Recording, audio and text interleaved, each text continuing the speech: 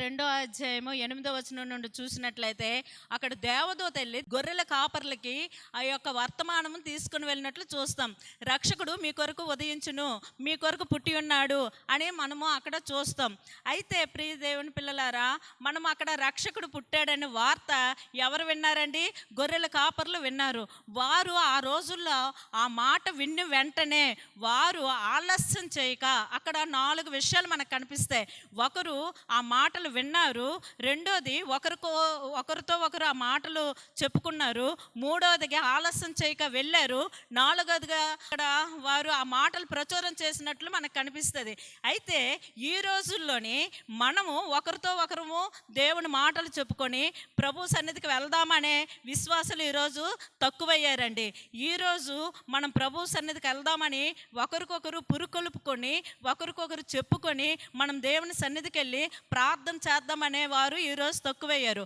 ఆ రోజు ఆ గొర్రెల కాపర్లు అందరూ ఒకరితో ఒకరు చెప్పుకొని ప్రభు ఉన్న ప్లేస్కి వెళ్ళినట్లు చూస్తున్నాం. ఆ యొక్క శిశువును చూశారు అని వాక్యంలో సెలవిస్తుంది. అయితే శిశువును చూడడం అంటే దేవుణ్ణే వాళ్ళు చూశారు. ఈరోజు ప్రభువును చూడగలుగుతున్నామా? ఈరోజు ఎన్నో చూస్తున్నాం, అనేకమైనవి చూస్తున్నాం, కానీ ప్రభు దర్శనాన్ని మనం చూడగలుగుతున్నామా?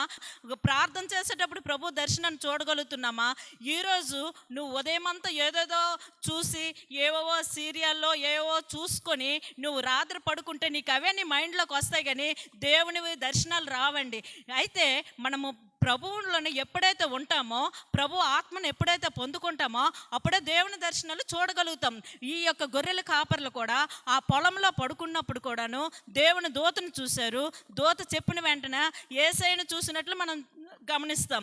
అయితే తర్వాత యేసయ్యను చూసిన వెంటనే వాళ్ళు అక్కడదక్కడ మర్చిపోకుండా ఈ యొక్క మాటలన్నీ ఏం చేశారంటే ప్రచురం చేశారండి.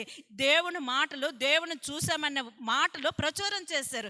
ఈరోజు మనము క్రైస్తవులు మనం చెప్పుకుంటున్నాం, ఈరోజు మేము దేవుని పిల్లలమని చెప్పుకుంటున్నాం, ఈరోజు మేము దేవుని బిడలమని చెప్పుకుంటున్నాం, మేము ఈరోజు సేవకులమని చెప్పుకుంటున్నాము, ఎన్నెన్నో చెప్పుకుంటున్నామే, కానీ మనము ఎన్నో బిరుదులు కూడా పెట్టుకుంటున్నారు, కానీ ప్రభు వాక్యాన్ని ప్రచురం చేస్తున్నామా? దేవుని మాటలు ధైర్యంగా చెప్పగలుగుతున్నామా? ప్రభు కొరకు ఎంతమంది ప్రచారం చేస్తున్నారు? ప్రభువులనే అనేక మంది విశ్వాసులు ఉంటారు. ఈరోజు ఎంతోమంది దేవుని సన్నిధికి వస్తారండి. అయితే ఈరోజు ఎంతమంది దేవుని మాటలు ప్రచారం చేస్తున్నారు?